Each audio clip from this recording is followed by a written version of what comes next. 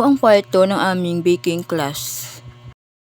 Dito sa video na to, sinasali na namin yung ginawa naming chocolate ganache doon sa ginawa naming chocolate moist cake.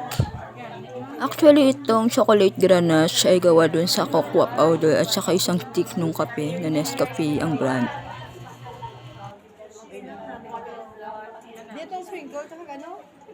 Ito maglagay ng chocolate ganache, ito na yung kinalabasan ng chocolate moist cake namin. Nilagyan namin ng mga toppings na marshmallows at sprinkles.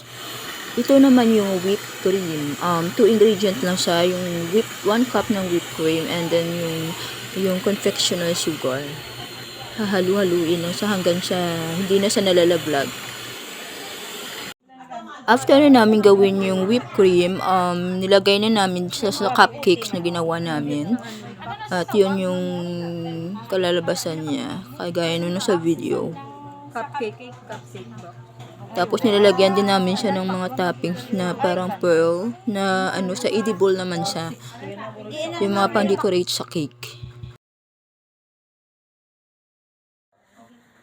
Yun nga, isa-isa kaming pinalagyan ni ma'am ng whipped cream sa ibabaw ng cupcake na ginawa namin. Buti na lang yung sa akin na perfect ko naman siya, hindi naman nagkulang, nagsobra, tama lang. Actually, nakaka-enjoy siya gawin kasi ang sarap talaga mag-decorate ng mga cupcakes kasi sariling idea mo na kung paano mo sa pagagandahin para na din magiging creative sa mata ng mga bayan mo. Yung ganito talaga maganda siyang gawing business, pero syempre you need to know more about baking and also dapat may mga materials ka din na gagamitin, dapat kumpleto ka na doon para magawa mo yung mga dapat sa baking at pagninegosyo nito. Yun nga, dinisplay na namin lahat yung mga ginawa naming product from chiffon cake to cupcakes. Yung whipped cream pala, yun yung yung final na ginawa namin, paggawa ng whipped cream. Ang dami kong nakilala dito na bago. Thankful ako kasi mababait sila at hindi madaling lapitan at kausapin. Thank you sa memories, especially kay Josie na instructor namin, assistant instructor na Amerikano.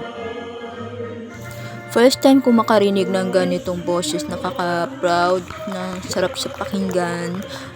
Alam mo yung nanonood ka lang ng opera?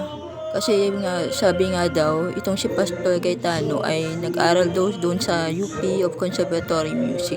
Nakakabilib ano.